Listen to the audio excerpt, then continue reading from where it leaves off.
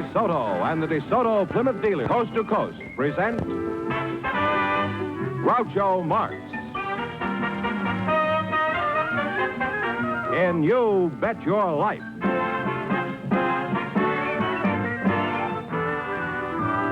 Groucho sent me to see the new DeSoto. Groucho sent me, and I love to drive this car. It's long and low and roomier, so handsome you can see. It's powerful, and I'm so glad that Groucho sent me. Listen to him when you hear Groucho say, Go drive the new DeSoto at DeSoto Plymouth dealers today.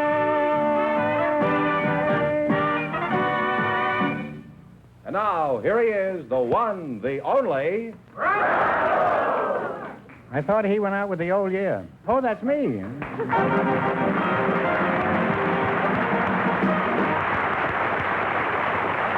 Well, here I am again with $1,000 for one of our couples, and if any of them say the secret word, the duck will fly down and pay him $100. The word tonight is water. Okay, Donald, scram. Go ahead with this thing, George. All right, Groucho, we have a young married couple for you. Me? Well... You mean for each other? Yes, the young married couple are Sergeant and Mrs. Sylvester Nelson. Folks, would you come in, please, and meet Groucho Marx? Welcome for the DeSoto Plymouth dealer. Say the secret word, and you'll take home an extra $100. It's a common word, something you find around the house. Sergeant Sylvester Nelson. That's I right, take it sir. you're a Marine, judging by the uniform. Is that right? That's right, sir. Uh-huh. Sir, you don't have to say sir to me. Just call me Colonel, that's all. I'm kind of nutty anyhow. With a name like Sylvester, I'm sure you must be a fighting Marine, huh? Oh, I sure am. They call me Ski, though, Groucho. You do, huh? What do you do from the Marines? Play in the band? No, I'm a staff sergeant of machine gun platoon. Machine gun? In that case, sir, you can call me Groucho, huh? Now, Mrs. Nelson, that's you, huh? What is your first name? My first name is Colette. Colette, oh, French, hein? Parlez-vous français? Oui, oui. Oh. By the way, est-ce que vous avez vu de jolies filles à Paris pendant votre tour? I can. I'm going fishing in the morning. Whereabouts in France do you call home, Colette? Well, I was born in Angoulême, but brought up in You were Bordeaux. born where? Angoulême. Angoulême? Oui. Oui. No, I mean just you. I don't know where he's born. I'll ask him later. Well, Colette, now that you're in America, what do you think of us and our ways? Did you find us confusing when you first came here? Oh, oui, sometimes. But I think my worst experience was on a train ride from New York to Wisconsin, Green Bay, Wisconsin. Where'd you go, to Green Bay? Oui. I was expecting my first baby, and I was traveling with Fifi, Who's Fifi? my French poodle. Wasn't Fifi a comfort to you on the train? Poulto saying no, she was pregnant too.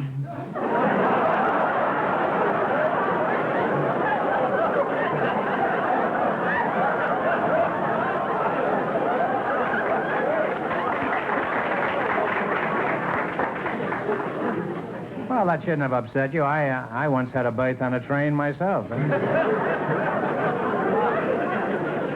That's a pretty old joke, Colette, what I just said. Don't you think it's funny? I had a berth on a train.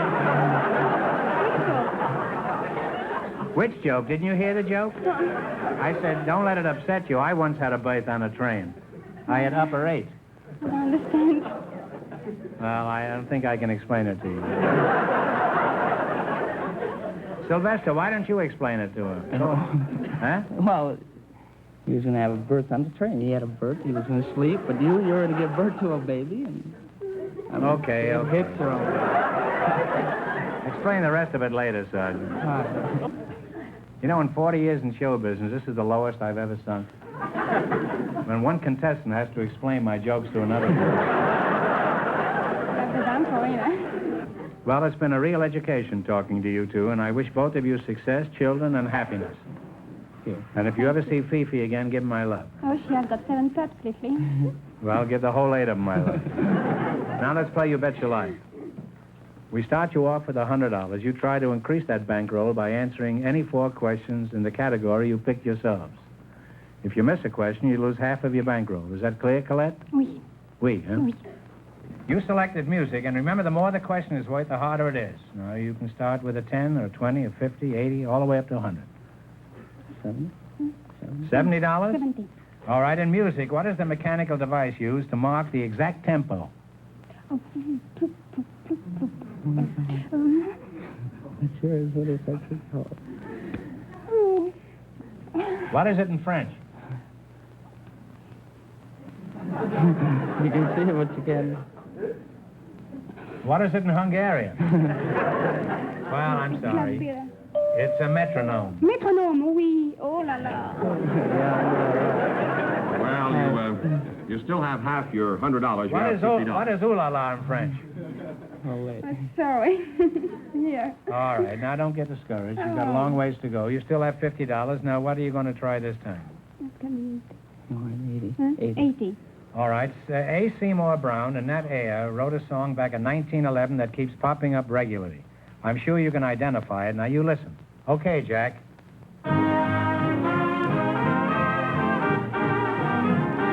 Beautiful doll? Oh, you beautiful doll is right. That is right. Absolutely. Oh, yes. Oh, hi. You now have $130. Now, what do you want to try? How many francs? 90. According to the folk song, who wore sardine boxes minus topses in place of shoes? Oh, la la. Oh, that's a hard one. According to the folk song, this is an old American song, and this is one of the lines in it. Who wore sardine boxes minus topses in place of shoes? Do you know, George? Yes, I think I do. Tell it to him. Clementine? My darling Clementine, that's right. You win $50, George. But unfortunately, you lost half your $130. You now have $65. All right, now here's your last chance to be the other couples, and don't be discouraged. Here we go, Mary. Try 100. 100? That's a hard one. All right. There you go. Huh? The bigger the money, the harder the question, you know. Well, we're not- I don't want to alarm you. 100, go ahead. 100. What was the first name of the great Austrian composer, Mozart? What was his first name? Oh, I should know it. I should know I should know that. I'm stuck. Well, it's a ridiculous name. It's Wolfgang. Oh, I would have never guessed it. No. If you'd have thought of Errol Flynn, you'd have guessed it. Now, I'm Well, sorry. you wind up with $32.50. Thanks and good luck from the DeSoto Plymouth dealers. Sorry you didn't win more.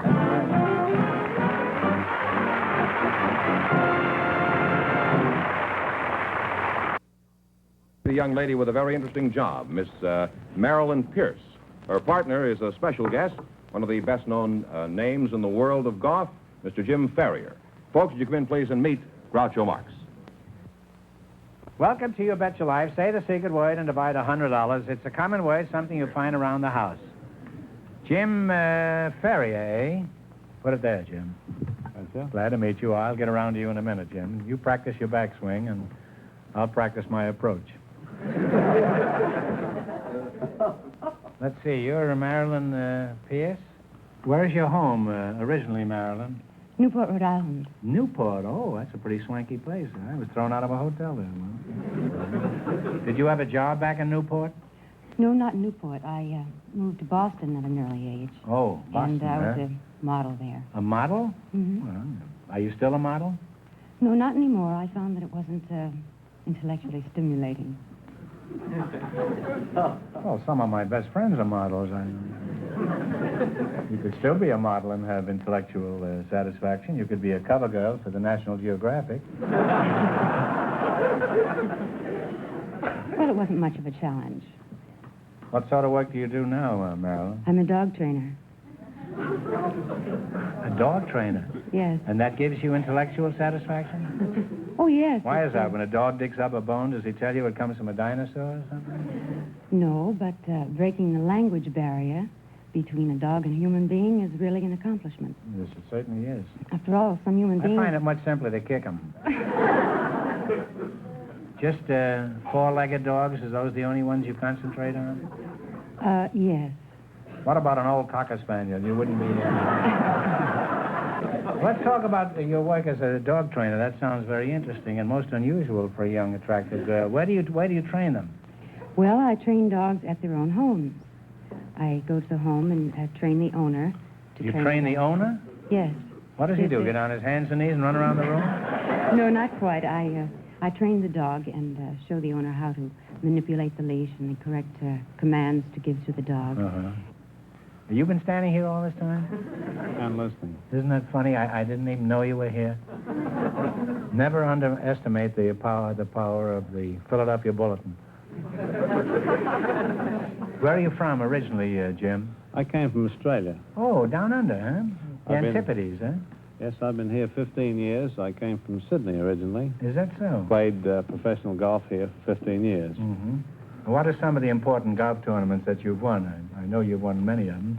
Well, I won the National PGA Championship in 47. I won the Canadian Open twice. I've won 5 Australian championships and quite a few of the big money events around the country. I now at Lakeside Club here in Hollywood. Oh, I see. Huh? And hope to have you over one day. Yeah. Well, do you ever play at Hillcrest? Oh, yes. Matter of fact, playing there next week. Oh, tournament, huh? No, just a little friendly game. If you have a loose dollar or two. I have a loose dollar, but I haven't got a loose moment for them. I play golf, too, you know. What is your handicap, Jim? Well, as a pro, I don't have a handicap. Well, congratulations. How is it a tall, handsome man like you isn't married? Oh, I'm married. I have a wife. You just said you didn't have a handicap. Well, I don't... Haven't you got the same handicap that 50 million other men have? Well, I don't consider my wife a handicap. No, you had a bad lie, Jim, but you recovered very nicely. Well, I'd like to go on talking to you two, but it's time to play You Bet Your Life. In the race for the $1,000, the first couple won $32.50, and the secret word is water. Now, you select the general information quiz, and remember, the more the question is worth, the harder it is. I think we better start a lead, you know, Steve. 80? Oh, that's kind of big. How about 50? 50? 50 be all right? Mm-hmm. Okay. 50. All right. What type of merchant indicates his trade by suspending 3 golden balls over his front door? Pawnbroker. Yeah, pawnbroker in the hock shop. That's right. You now have $150. What are you going to try this time? You have $50. $150. You want an 80 or 90 or 40 or 60? Oh, no, it's 100. 100? 100? Oh, gee, That's that's pretty dangerous, isn't high. You agree with that, Jim? Oh, 80? I'm not very intellectual. 80, okay. 80. What is the monetary unit of Italy? Lira. Lira is right. You now have $230. What do you want now? A little one or a big one? Big ones are harder. The little ones are easy. Let's go to 60. Back to 60. 60? We're going pretty good. 60? 75. There is no 70. No? All right. There's a 70 or a 80. You've had the 80. 70. 70? Okay.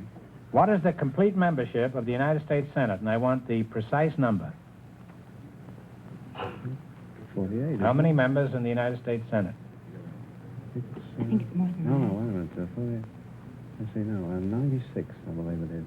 96? 96 is right, huh? You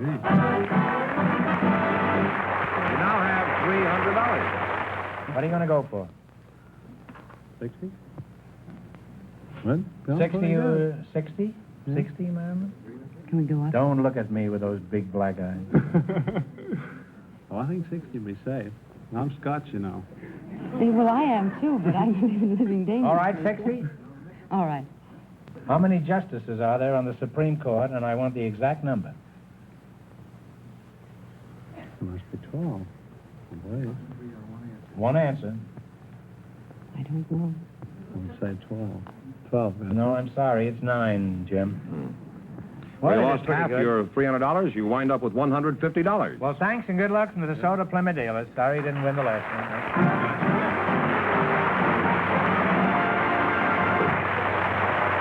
Groucho, we invited some school teachers to the show tonight, and just before we went on the air, our studio audience selected Mrs. Evelyn Sorrells. Her partner, Mr. Floyd Humiston, has an unusual occupation. So, folks, you come in, please, and meet Groucho Marx. Welcome, welcome to the DeSoto Plymouth dealers. Say the secret word and divide $100. It's a common word, something you find around the house. Isn't she cute? Evelyn Sorrell, and Floyd Humiston. Evelyn, I'll start with you because you're a girl. You're a teacher, is that right? Yes. Oh, what a nice little teacher, huh? Where are you from, Teach? I teach at El Monte. Are you married? Yes, my husband goes to Caltech. Oh. Well, I'm sorry to hear that. Huh? Floyd Humerson, huh? Yes, sir. How old are you, Floyd? I'm 24. Now, Mr. Fenneman says you have an unusual profession. What do you do, Floyd? Well, With a name like Floyd Humerson, I should guess you're a flute player with a Philharmonic. What do you do? Well, I train lions, Groucho. What was that? I train lions. You mean the van and storage company? No, the kind that eat meat. How long you been doing this kind of work, Floyd? About half an hour? No. People say anything to get on this show. Trains lines. He probably sells pencil sharpeners or something. I could use one. My head has been coming to a point lately. Well, my father was a lion trainer, and so I've been at it since I've been about 8 years old. What did you do? Did you start training mice first when you were a kid? Yeah, well, no, just being around them.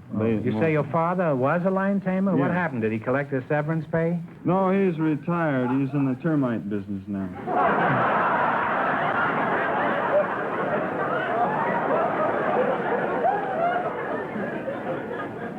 Termites. He must cut quite a picture crawling under a house with a whip, a chair, and a loaded revolver.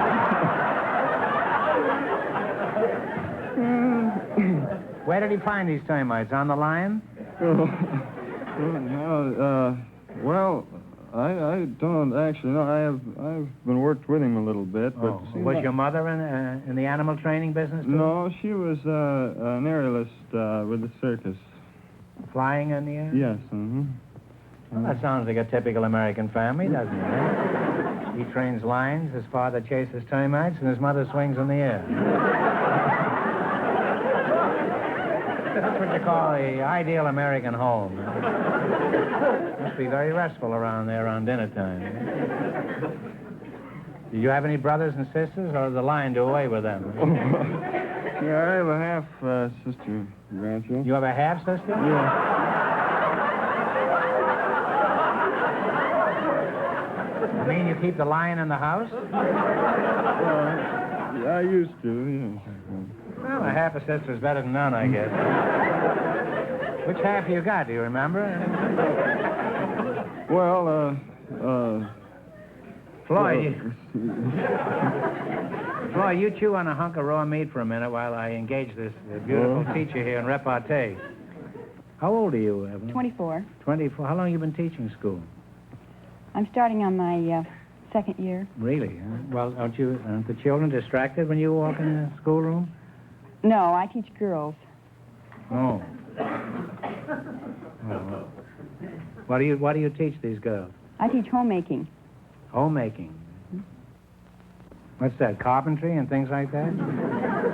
No, among other things, it's cooking and sewing. You mean you're the one who teaches these modern girls how to cook, eh? You're a worse menace than smog.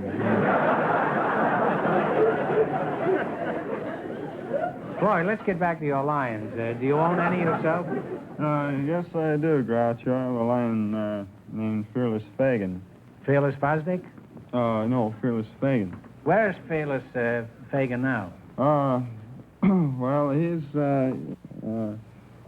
at home. I see. Is he pretty friendly around the house? Oh, yes, he's very friendly. He lives in the house, and he used to sleep in bed with me. What happened? No, my wife didn't like it.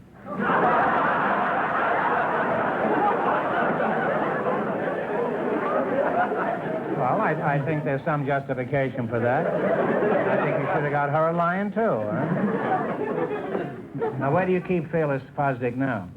Well, I keep him up in Thousand Oaks, and we have a lot of animal compounds and one thing another up there. And so... You keep him in a tree, you say? No, in the house. You said in the Thousand Oaks. Oh, well, it has 1,000 oaks, supposedly. unless you might have cut one down. Well, what a...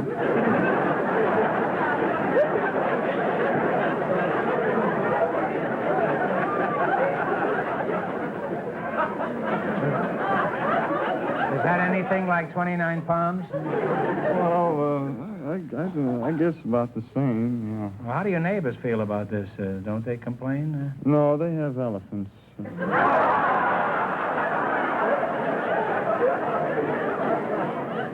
Well, that I can understand. Having an elephant in the house is logical, but having a lion, that's ridiculous. You must live a rather interesting life, Floyd, with a lion in the house. What do people say when they ring the doorbell and the lion answers? Oh, well, not too long ago, why, we have the Dutch doors in our house, you know, the kind that open up one at a time. And so... What do you mean, open up? Well, you know, it's kind of used to have in barns, you know, where they sawed them in half, you know, where the bottom part opens up and then the top part opens up. This is like your half-sister, huh? Well, anyway, so this Fuller Brushman, he came up to sell me some brushes, and so I was talking to him, and so Fagin stuck his head out over the door and top of the door, and so I still have the man's brushes and briefcase.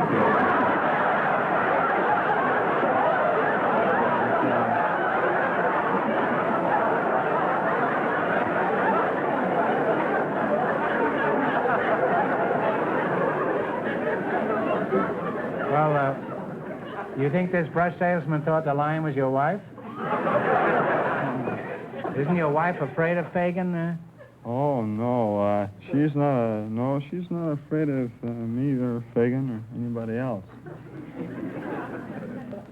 I guess you have your wife pretty well trained by this time, huh? Oh, no. Women are the hardest things in the world to train. They have the cunning of a tiger and the stupidity of a lion, and well... No, let it go. You know what I mean. Let it go. You're not going home tonight anyway. Well, I hate to break this conversation off. It's been very educational and extremely interesting. Okay. However, it is time to play You Bet Your Life.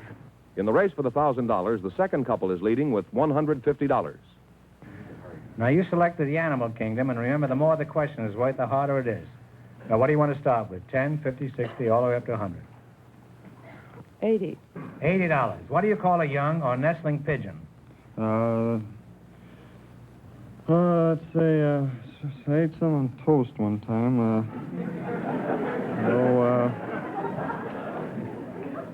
I hope they agreed with you. Squab. Squab is right, yes.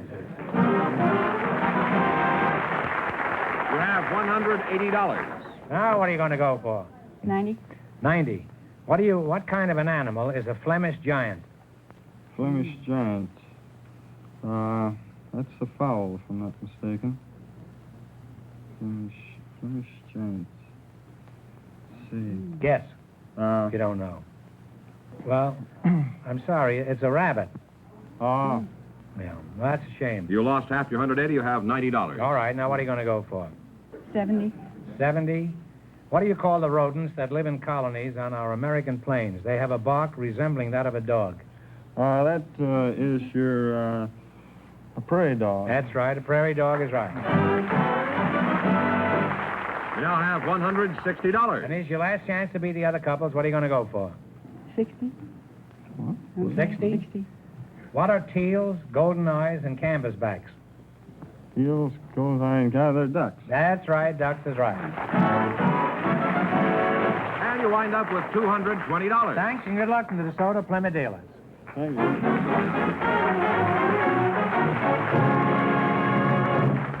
That means that Mrs. Sarles and Mr. Humiston, with $220 in just 1 minute, get the chance at the DeSoto Plymouth $1,000 question.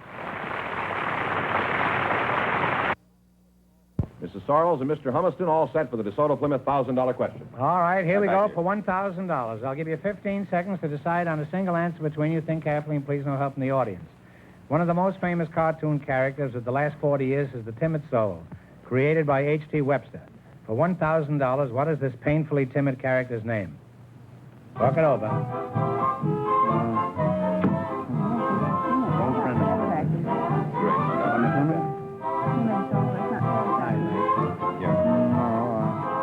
I don't think it's been going 40 years. All right, what is the answer you two have decided upon? I'll take a long guess. It wouldn't be sad sack, would it? No, it's Casper Milk Toast. Oh. So that means the big question next week will be worth $1,500. Well, they lost the big money, but how much they win the quiz, George? $220. Well, thanks and congratulations to both of you and to all of our contestants on the show tonight.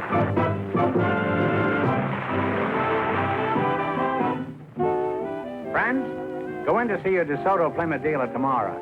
And when you do, tell him Groucho sent you.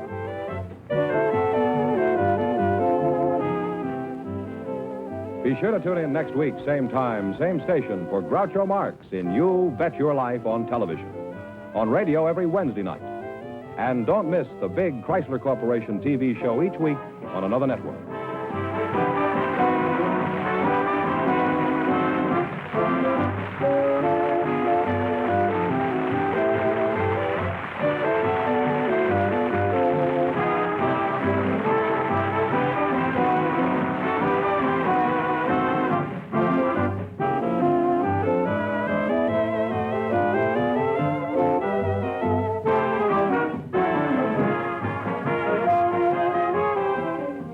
This is George Fenneman signing off with a message from the National Safety Council. You can't control the winter weather, but you can control your speed.